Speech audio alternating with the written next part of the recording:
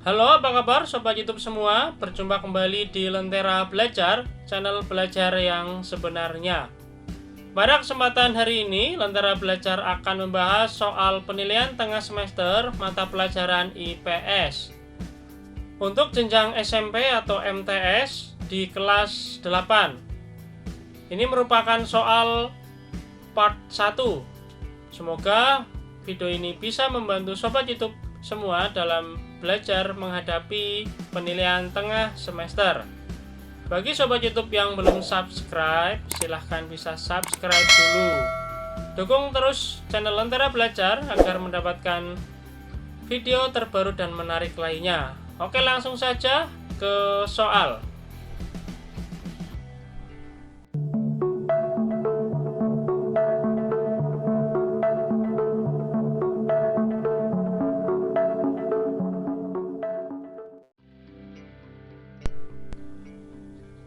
Soal nomor 1. Perhatikan gambar di bawah ini. Gambar ini merupakan aktivitas pekerja di perusahaan tekstil. Mereka sedang menjahit pakaian. Nah, kegiatan yang dilakukan oleh pelaku ekonomi berdasarkan gambar di atas adalah A. Konsumsi, B. Distribusi, C. Produksi, D. Subsidi. Jawaban yang benar adalah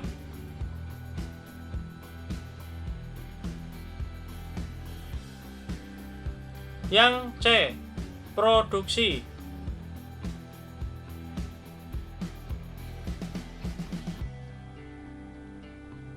Soal nomor 2. Kelompok masyarakat yang berperan sebagai penyedia barang dan jasa bagi konsumen adalah A. Rumah tangga konsumen, B. Rumah tangga produsen, C. Rumah tangga pemerintah, D. Rumah tangga luar negeri. Jawaban yang benar adalah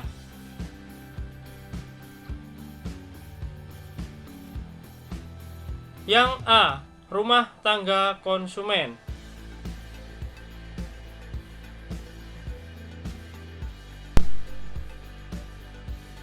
Soal nomor 3. Salah satu pelaku ekonomi yang bertugas mengatur, mengendalikan, serta mengadakan kontrol terhadap jalannya roda perekonomian adalah A. Rumah tangga konsumen, B. Rumah tangga pemerintah, C. Rumah tangga produsen, D. Rumah tangga luar negeri.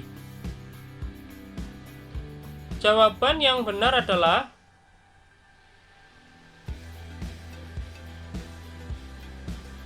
yang B.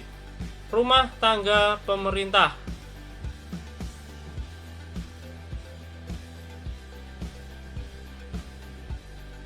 Soal nomor 4. Perhatikan gambar di bawah ini. Ini merupakan bagan hubungan pelaku ekonomi dua sektor, yaitu sektor rumah tangga produsen atau RTP dan rumah tangga konsumen atau RTK.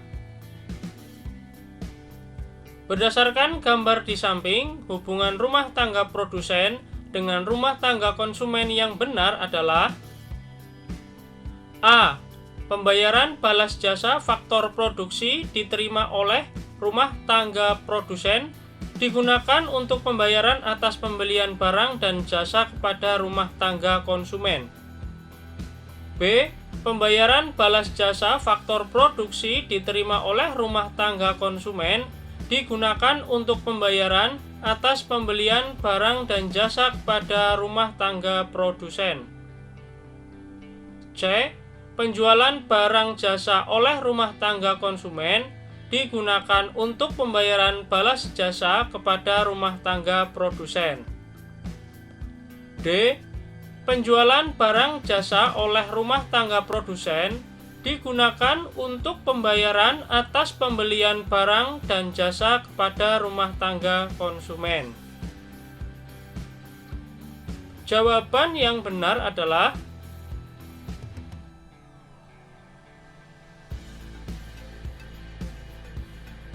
Yang B, pembayaran balas jasa faktor produksi diterima oleh rumah tangga konsumen digunakan untuk pembayaran atas pembelian barang dan jasa kepada rumah tangga produsen.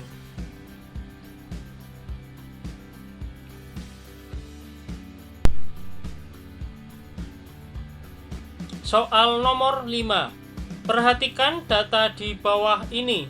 1. Alam, 2. Modal, 3. Tenaga kerja, 4. Kewirausahaan. Imbalan jasa dari faktor produksi yang diberikan oleh rumah tangga produsen kepada rumah tangga konsumen berupa laba atau keuntungan atau profit ditunjukkan pada nomor A1, B2, C3, D4. Jawaban yang benar adalah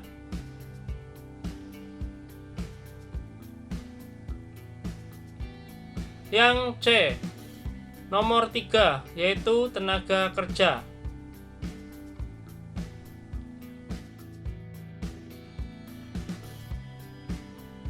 Soal nomor 6. Perhatikan tabel di bawah ini.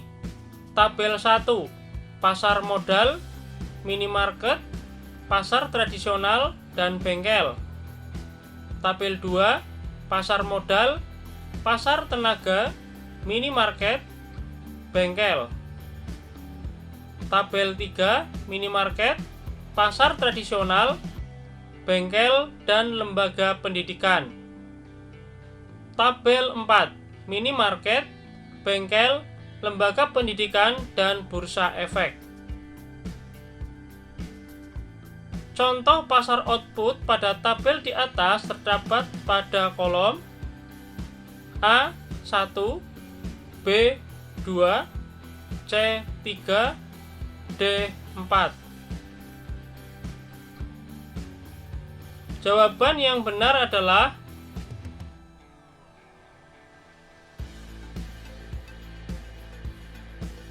yang C, nomor 3, yaitu minimarket, pasar tradisional, bengkel, dan lembaga pendidikan. Pasar output ini adalah pasar yang pembeli dan penjual bertemu langsung untuk melakukan transaksi ya. Jadi jawabannya yang C, nomor 3.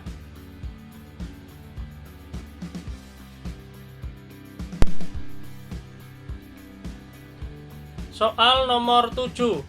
Pendapatan yang diterima rumah tangga keluarga akan dibelanjakan kepada perusahaan melalui pembelian barang dan jasa yang mereka butuhkan. Berdasarkan pernyataan tersebut, rumah tangga keluarga berperan sebagai A. Konsumen, B. Penyedia faktor produksi, C. Distributor, D. Pemakai faktor produksi. Jawaban yang benar adalah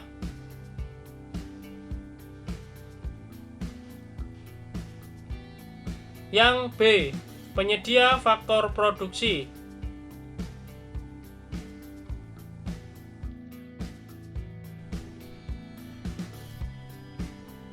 Soal nomor 8. Perhatikan gambar di bawah ini. Ada 4 gambar. Yang pertama adalah gambar aktivitas di perusahaan tekstil di mana karyawannya sedang menjahit pakaian. Gambar yang kedua adalah ada aktivitas distribusi yang dilakukan oleh sebuah truk yang membawa pohon atau membawa kayu, maaf. Kemudian gambar yang ketiga adalah gambar uang ya. Dan yang keempat adalah aktivitas di kantor pajak. Ini aktivitasnya pelayanan di kantor pajak.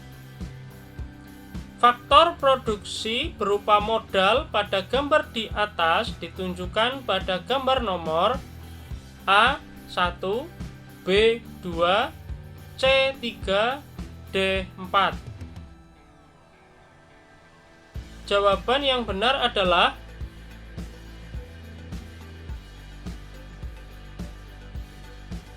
yang C, nomor 3, yaitu gambar uang.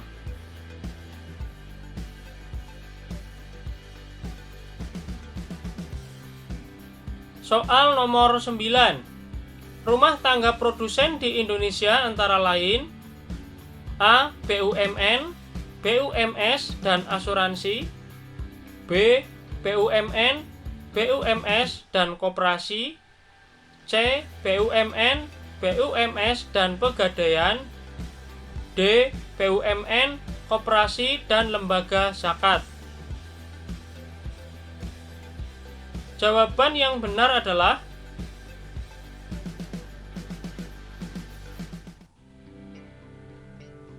yang B. BUMN, BUMS, dan koperasi.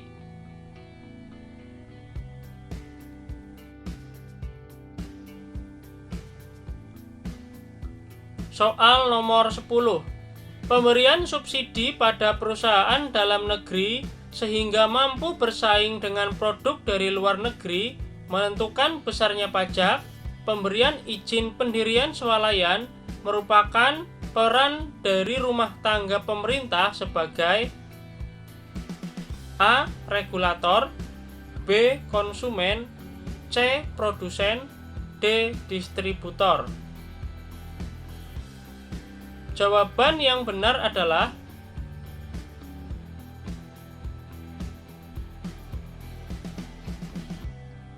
yang A. Sebagai regulator. Regulator ini berasal dari kata regulasi, di mana regulasi ini artinya adalah sebuah aturan, ya. Jadi pemerintah ini sebagai regulator ya menentukan besarnya pajak, memberikan izin. Jadi mengeluarkan aturan untuk besarnya pajak berapa, pemberian izin seperti apa. Oke, jadi jawaban yang tepat adalah yang A.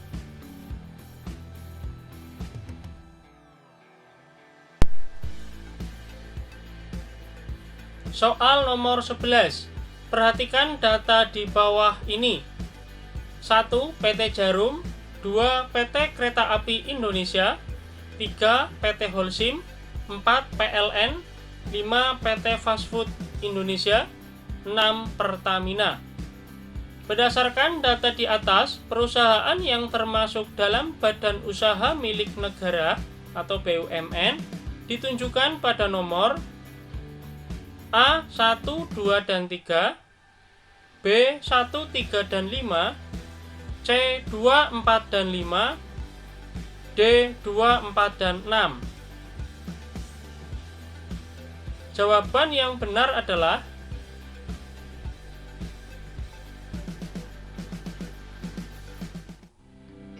yang D. Nomor 2 PT Kereta Api Indonesia, nomor 4 PLN atau Perusahaan Listrik Negara, dan 6 Pertamina.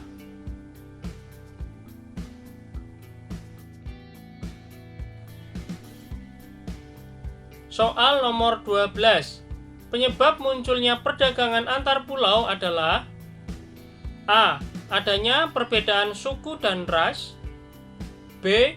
Adanya perbedaan ideologi, C. Adanya perbedaan agama dan kepercayaan, D. Adanya perbedaan faktor produksi yang dimiliki. Jawaban yang benar adalah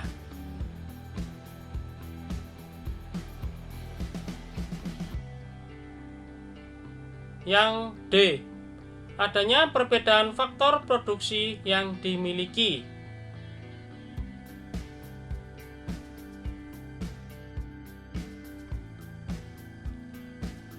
Soal nomor 13. Wilayah Wonosobo, Jawa Tengah dengan tanah yang subur lebih mungkin memproduksi sayur mayur yang banyak daripada wilayah Gunung Kidul. Contoh di atas merupakan faktor pendorong terjadinya perdagangan antar daerah, yaitu A. Perbedaan wilayah, B. Perbedaan tingkat harga, C. Perbedaan faktor produksi yang dimiliki, D. Perbedaan ketinggian wilayah. Jawaban yang benar adalah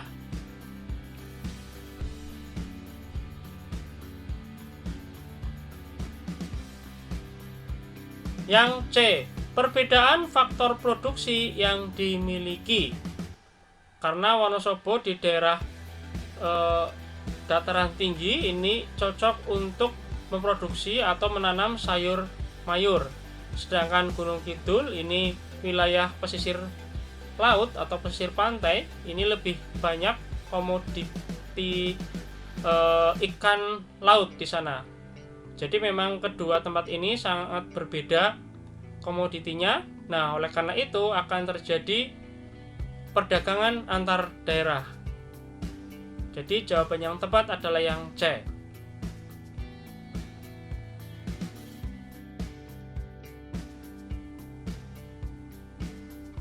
Soal nomor 14.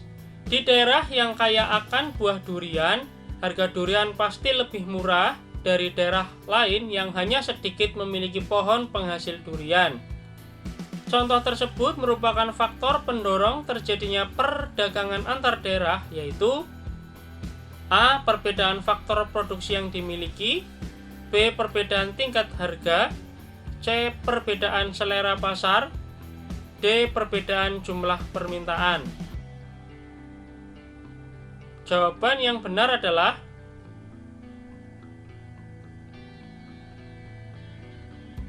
yang B. Perbedaan tingkat harga.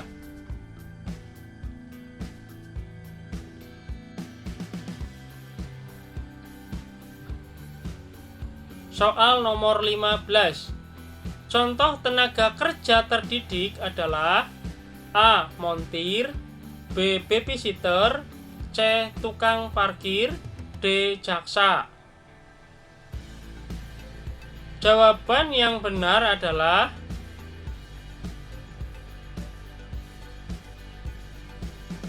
yang D. Jaksa. Kalau untuk tenaga kerja terdidik, ini adalah tenaga kerja yang sebelumnya mengenyam pendidikan formal. Itu salah satunya adalah jaksa.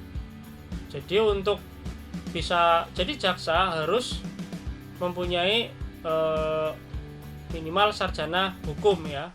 Harus S1 hukum baru bisa menjadi jaksa. Tapi kalau tidak menempuh pendidikan formal, tidak termasuk tenaga kerja terdidik.